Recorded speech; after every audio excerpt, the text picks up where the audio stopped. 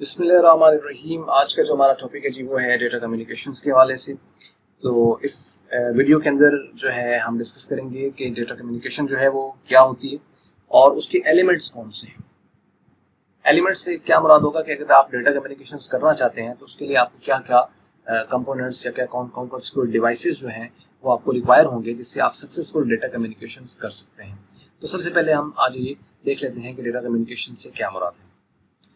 तो डेफिनेशंस में बात कर रहा है कि data communication transfer of information from one place to another place through some communication channels called data communication. यानी आप जब इंफॉर्मेशन को एक जगह से दूसरी जगह ट्रांसफर करते हो किसी भी कम्युनिकेशन चैनल के थ्रू तो उसको डेटा कम्युनिकेशन कहा जाता है। यानी flow of data from one place to another place with the help of some communication channel, that is called data communication. तो एलिमेंट्स कौन कौन से होते हैं, किस तरह अगर आप कम्युनिकेशन करना चाहते हैं तो उसके लिए क्या क्या रिक्वायर्ड होता है, तो आप उसको देखें। Elements of the data communications mean those physical or non-physical parts which are required for successful data communications।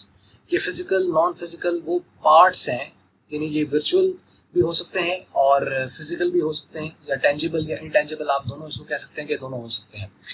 These elements are also called component of data communication। इनको जो है data communication के components भी कहा जाता है। Following are some 5 major components of the data communication। data communication के ये 5 कंपोनेंट्स हैं। इसके अंदर जो पहला है वो इटसेल्फ डेटा है जो कि आपने सेंड करना है। उसके बाद सेंडर, सेंड करने वाला, रिसीवर, रिसीव करने वाला, ये 3 तो बेसिक चीजें होगी। उसके बाद encoder and decoder and the media. Encoder decoder required होता है, उसके बाद मीडिया। वैसे ओवरऑल तो पूरा एक नेटवर्क काम कर रहा होता है, लेकिन ये इसके मेजर कंपोनेंट्स हैं जो कि कम्युनिकेशन करने के लिए रिक्वायर्ड होते हैं। आइए हम इसको डिस्कस कर लेते हैं। Data means the contents that you want to share with someone। वो इंफॉर्मेशन जो आप किसी के साथ शेयर करना चाहते हो वो डेटा कहलाएगी, इंफॉर्मेशन कहलाएगी। It may be in the form of text, image, audio, video, documents, ये किसी भी शक्ल में हो सकता है इनमें से। और उसके बाद सेंडर इज अ पर्सन और a device which sends the data over some communication medium is known as sender।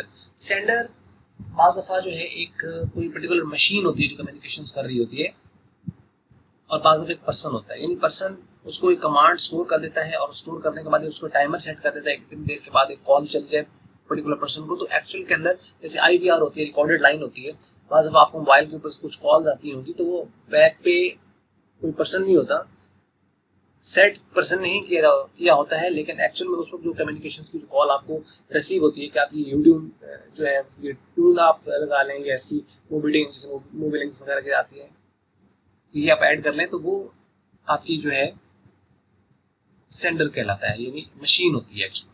तो सेंडर जो है वो कोई पर्सन भी हो सकता है और कोई डिवाइस भी हो सकती है।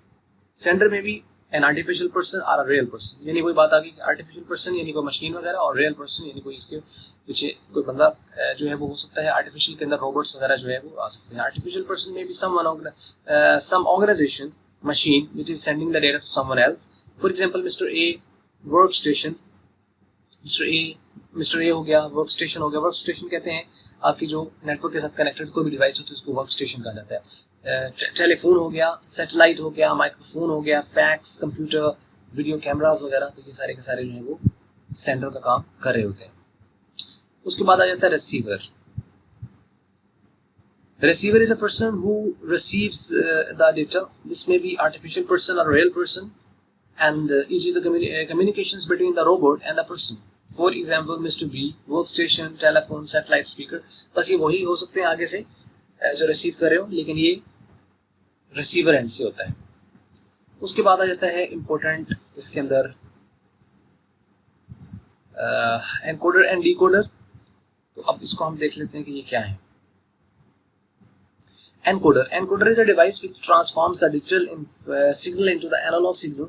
Encoder functions before the transfer of data over some communication medium। कि यहाँ बात कर रहा है कि जो एनकोडर है एक ऐसे डिवाइस है जो कि डिजिटल सिग्नल को ट्रांसफॉर्म करती है एनालॉग के अंदर। डिजिटल सिग्नल होता है जब ये सिग्नल जो आपके पास जब भी कंप्यूटर में होगा तो वो डिजिटल फॉर्म में होगा, जब भी वो सेंड होगा तो एनालॉग फॉर्म में होगा। तो एनकोडर क्या करता है, डिजिटल सिग्नल को एनालॉग में चेंज करता है, यानी जब उसको सेंड करना लगता है, यानी सेंडर के पास होता है। Encoder function before the transfer of the data over some communication, जब आप कम्युनिकेशन मीडिया पर ट्रांसफर करने लगते हैं तो उस कम्युनिकेशन मीडिया से पहले एनकोडर होता है उसको डिजिटल सिग्नल से चेंज करता है एनालॉग के अंदर, सो दैट द डेटा को transfer through the such channel. आपको पता है कि जैसे वेव्स की शक्ल में डेटा ट्रैवल करता है, जब केबल्स के जरिए से या किसी मीडियम के जरिए से जब भी डेटा ट्रैवल करता है वेव्स की शक्ल में ट्रैवल करता है, डिजिटली ट्रांसफर नहीं होता। तो अब अगर आप उसको, क्योंकि लॉन्गर डिस्टेंस में जब भी कम्युनिकेशन करनी होती है तो डिजिटली उसको जब ट्रांसफर नहीं किया जाता, उसको एनालॉग की फॉर्म के अंदर, यानी उसको नॉन डिजिटल फॉर्मेट के अंदर जो है वो वेव्स की शक्ल के अंदर उसको ट्रांसफर किया जाता है।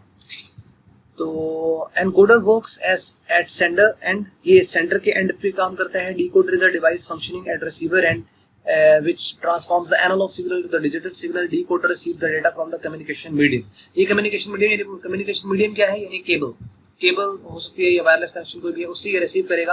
अब चूंकि कंप्यूटर में भेजना है तो अब उसको दोबारा किस फॉर्म में जाना चाहिए, डिजिटल के अंदर। तो पहले जब वो ट्रांसफर हो गया रहा है वो तो एनालॉग के अंदर है, अब क्या होगा कि वो उसको दोबारा से ट्रांसलेट करेगा उसकी फॉर्म को आपका उस फॉर्मेट के अंदर जिसको कंप्यूटर आपका अंडरस्टैंड कर सकता है, मतलब कि डिजिटल फॉर्मेट के अंदर। फॉर्म दैट अ कंप्यूटर और अ रिसीवर कैन इंटरप्रेट, उस फॉर्म में वो चेंज करेगा जिसको इंटरप्रेट किया जा सकता है। Encoder and the decoders are the translators which are doing the function of the encoding and decoding. Encoding और डिकोडिंग कर रहे होते हैं। यानी एनकोडर क्या है, डिजिटल डेटा को एनालॉग में चेंज करता है। डिकोडर क्या है, जो आपका एनालॉग डेटा को दोबारा से डिजिटल में चेंज करता है। और एनकोडिंग और डिकोडिंग का डेफिनेशन है, तो process of converting the digital data into the analogue data is called encoding and the process of converting the analogue data into the digital data that's called decoding. तो ये encoding और decoding की definition भी आपको short में आ सकती है, encoder और डिकोडर की भी डेफिनेशन आ सकती है, और एज अ कंपोनेंट तो आपने इसको देखना ही है। उसके बाद है जी communication media. Communication media is a physical और non physical channel through which the data is transmitted from one location to another location and these may be twisted pairs, coaxial cables, fibre optics, radio waves and microwaves वगैरह ये हो सकते हैं। तो ये था जी आज का हमारा टॉपिक, जिसके अंदर हम लोगों ने डिस्कस किया डेटा कम्युनिकेशन क्या होती है, इन्फॉर्मेशन का एक जगह से दूसरी जगह ट्रांसफर करना किसी भी कम्युनिकेशन चैनल के थ्रू, वो डेटा कम्युनिकेशन कहलाता है। 5 इसके कंपोनेंट्स होते हैं, एक होता है डेटा, एक होता है सेंडर, एक होता है रिसीवर, और उसके बाद एनकोडर डिकोडर एक ही, और उसके बाद कम्युनिकेशन मीडिया। ये थी आज की वीडियो। अच्छी लगी तो उसको कर लें आप उसको लाइक, अच्छी नहीं लगी तो आप उसको कर लें डिसलाइक, और वीडियो देखने के लिए आपका बहुत बहुत शुक्रिया।